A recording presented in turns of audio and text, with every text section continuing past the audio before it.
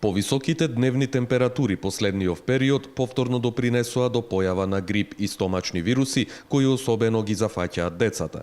Од детското одделение при Општата болница во Кичево посочија дека последниве денови навистина има голем број на деца кои побарале лекарска интервенција, а најмногу се оние со стомачни вируси, каде преовладува високата температура, проливи и повраќање.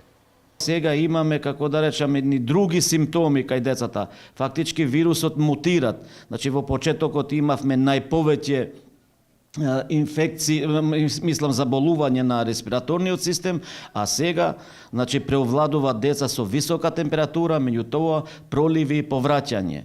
И сега многу имаме проблеми со тоа, значи децата идат во почетокот со повраќање, што е донегде како типичен знак за вирални инфекции и после се проблемот се зголемуваат, исто и дигестивниот систем се зафаќат од страна на вирусот и почнуваат и со проливи. Дополнително, овој период, ситуацијата со грипот и вирусите се усложнува и со тоа што децата одат и во училиште, со што се зголемува ризикот од ширење на актуелните вируси.